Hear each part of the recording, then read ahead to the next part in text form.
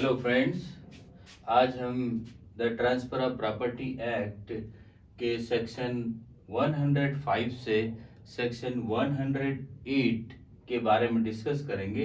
इसका section 105 lease के बारे में बताता है कि लीज क्या होती है। लीज क्या होती है इसके बारे में बता रहे हैं। Immovable property, immovable property transferred to right to enjoy such property। ये क्या होती है कि जो immovable प्रॉपर्टी होती है वो transfer of right to enjoy such property to other and to other in consideration of a price paid or promised for certain time or in perpetuity या permanent।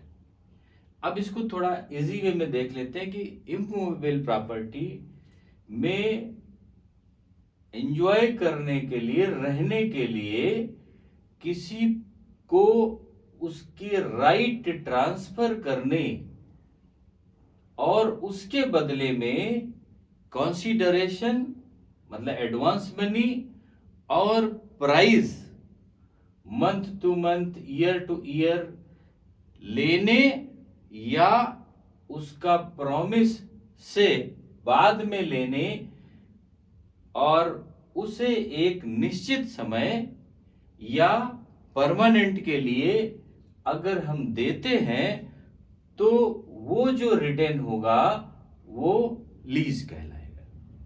अब लीज फिर एक बार समझ लेते हैं कि किसी इमूवेबल प्रॉपर्टी को दूसरे व्यक्ति को उस प्रॉपर्टी को यूज करने के लिए जो हम राइट देते हैं और उसके बदले में कंसीडरेशन, एडवांस मनी या टाइम टू टाइम प्राइस लेते हैं या लेने का प्रॉमिस करते हैं एक निश्चित समय के लिए, जो ऐसा रिटन या ओरल हम कॉन्ट्रैक्ट करते हैं उसे हम लीज कहते हैं। ये लीज की परिभाषा हो गई।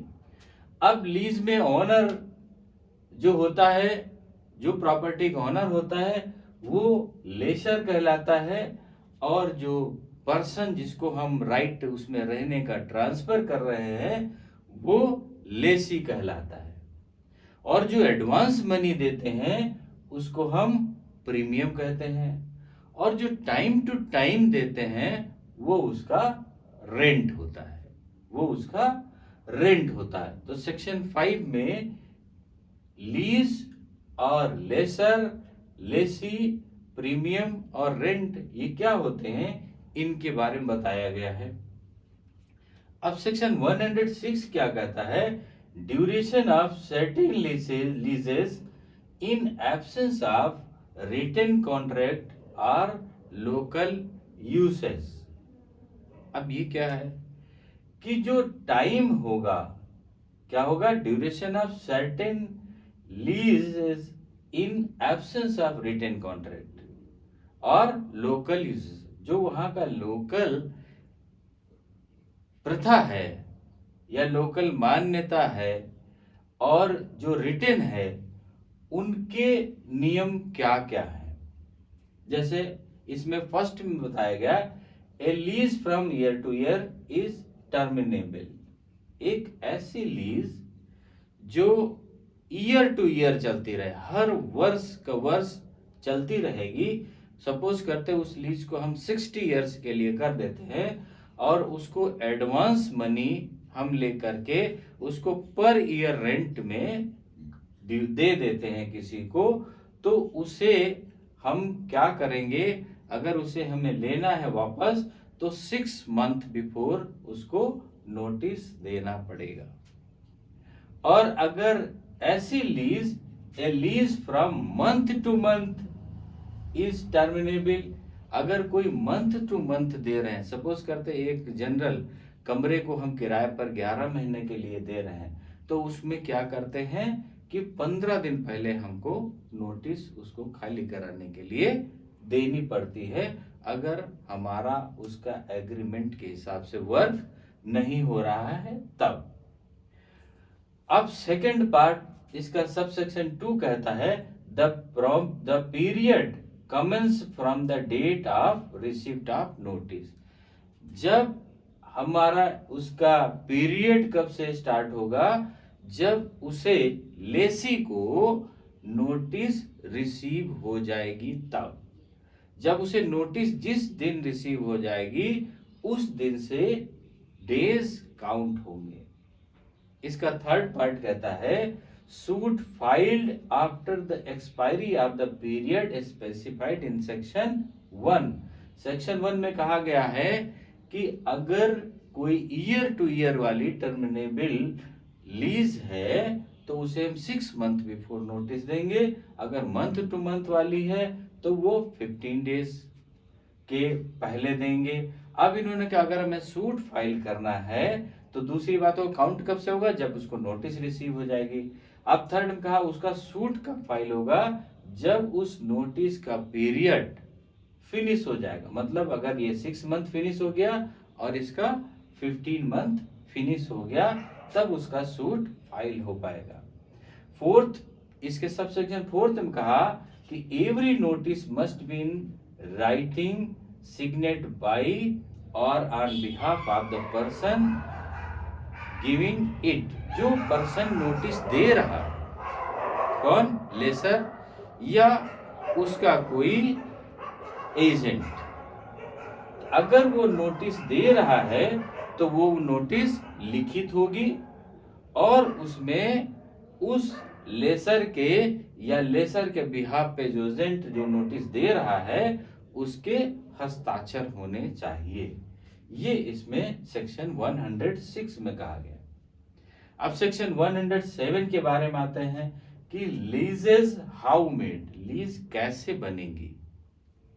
क्रिएशन ऑफ लीज, लीज कैसे बनेगी। लीज दो तरीके होंगे जैसे अभी पढ़ा हमने कि ईयर टू ईयर और मंथ टू मंथ। जो ईयर टू ईयर होगी उसको इस तरफ हम डिस्कस कर ले रहे हैं और जो मंथ टू मंथ होगी उसको इस टाइप में डिस्कस करेंगे। Year to year compulsory registration, year to year जो लीज होती है 60 ईयर्स के लिए, 90 ईयर्स के लिए, 30 ईयर्स के लिए, 20 ईयर्स के लिए, उसका रजिस्ट्रेशन मस्ट होना, वो निश्चित रूप से वो रजिस्टर्ड होगी। और जो मंथ टू मंथ होगी वो कंपलसरी नहीं है, 11 महीने के लिए दिया जाएगा लेकिन 1 साल से ऊपर नहीं हो सकता। 11 महीने के लिए दिया जाएगा पर वो कंपलसरी नहीं है। टर्म एक्सीडिंग 1 ईयर, इसमें एक साल बढ़ेगा। क्या बढ़ेगा, 1 ईयर बढ़ेगा। A term of 1 year only, इसमें 1 साल का समय ही है, 1 साल के समय ही है और इसे 1 साल से कम समय के लिए दिया जाता है, जैसे 11 महीने के लिए ऐसे दिया जाता है। तो इसका ईयर बढ़ेगा क्या, मंथ टू मंथ बढ़ेगा।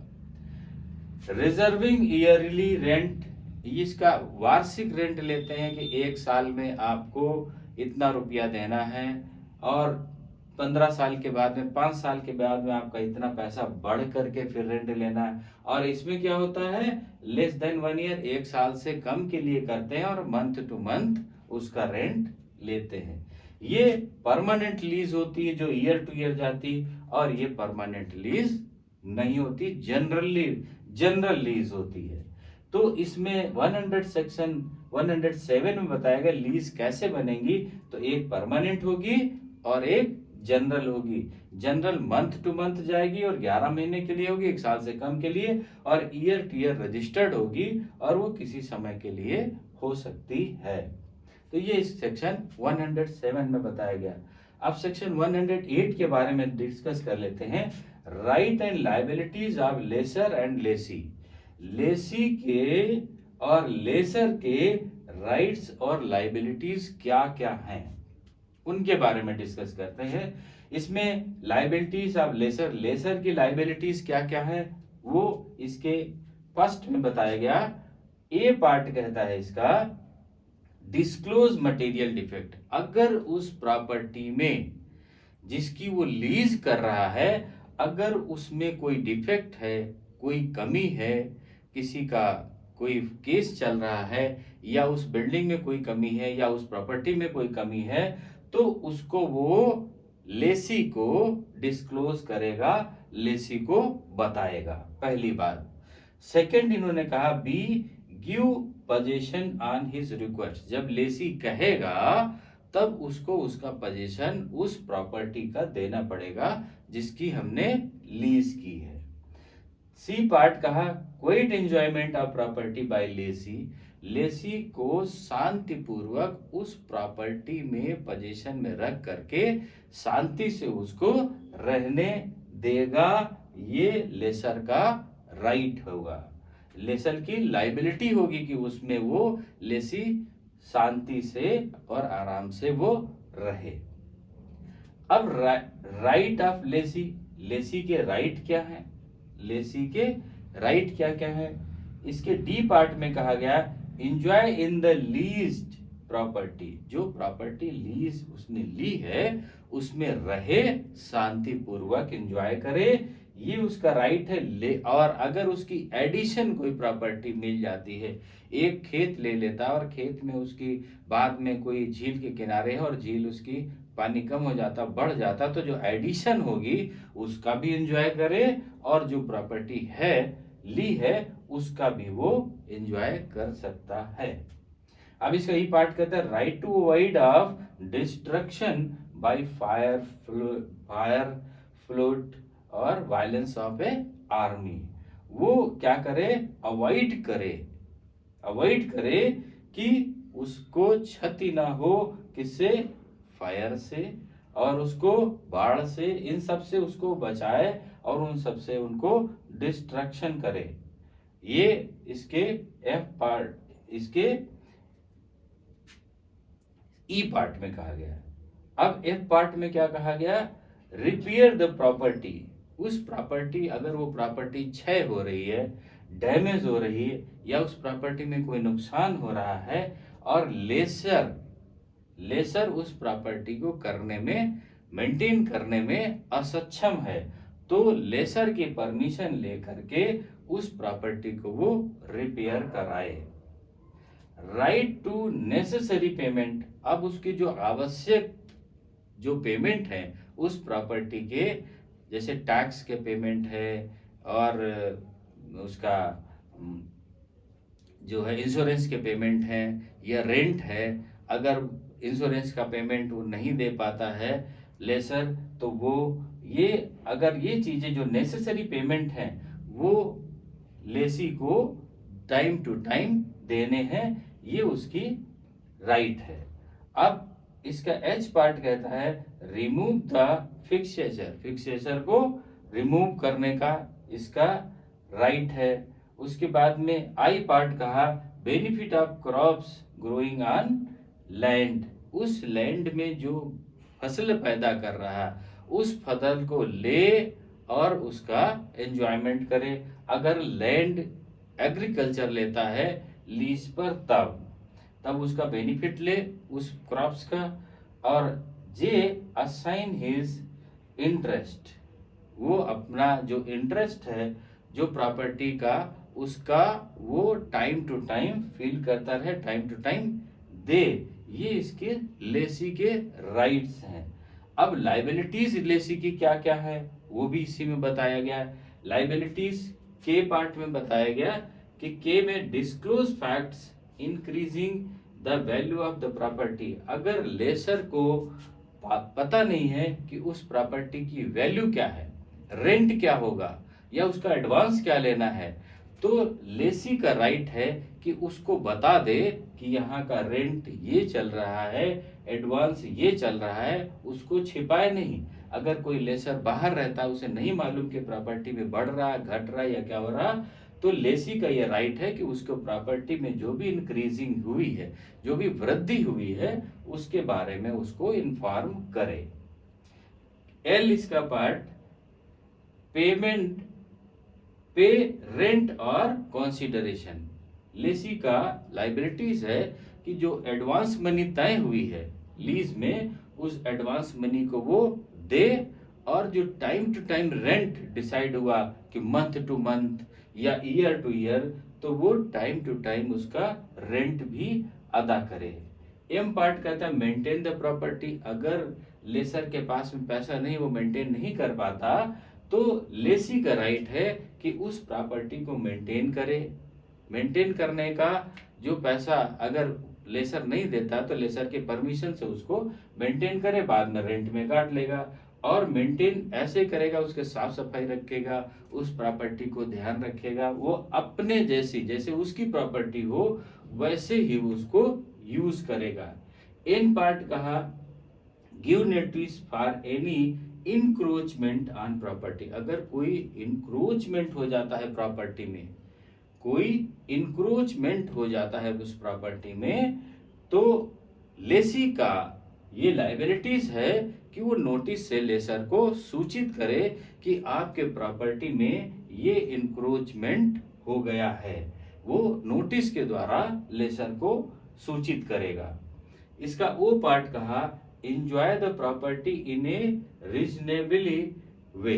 उसको ये नहीं कि उल्टे सीधे तरीके से यूज करेगा उस प्रॉपर्टी को जिसको उसने लीज पर लिया है, उस प्रॉपर्टी को एक जिम्मेदार व्यक्ति के तरीके से, जैसे वो उसकी प्रॉपर्टी हो उस तरीके से उसको वो यूज करेगा।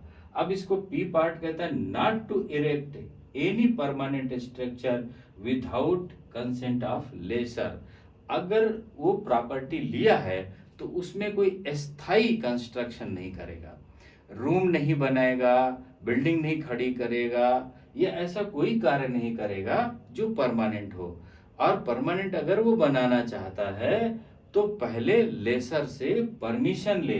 जब लेसर परमिशन दे देगा, कंसेंट दे देगा, तभी वो कंस्ट्रक्ट कर सकता है। और वो कंस्ट्रक्शन जब वो खाली करेगा, वो छोड़ेगा, लीज का टाइम पूरा हो जाएगा, तो वो कंस्ट्रक्शन का जो पैसा लगा है वो लेसर पेमेंट करेगा और वो पूरी प्रॉपर्टी को छोड़ेगा। उसके बाद जी पॉइंट कहता है इसका रीट्रांसफर द पोजीशन। जब उस प्रॉपर्टी का पोजीशन का टाइम पूरा हो गया, जब उस प्रॉपर्टी में जो लीज में टाइम रखा था 60 इयर्स, 2 इयर्स, 11 मंथ्स, 90 इयर्स, वो टाइम जब पूरा हो गया, तो लेसी की लाइबिलिटीज है कि उस प्रॉपर्टी को लेसर को बुला करके दिखा दे कि आपकी प्रॉपर्टी ये वैसे ही है जैसे आपने दी थी, और उसको ससम्मान खाली कर दे। ये इसके लेसी के लाइबिलिटीज हैं। तो फ्रेंड्स, इसका सेक्शन 105 से सेक्शन 108 तक समझ में आ गए होंगे। ये क्वेश्चन जो है जुडिशियल एग्जाम्स में सेक्शन 108 अक्सर करके पूछा गया है, तो इनको बहुत इजी तरीके से समझाया गया। अब सेक्शन 109 से हम नेक्स्ट पार्ट में मिलते हैं। ओके, थैंक यू, जय हिंद।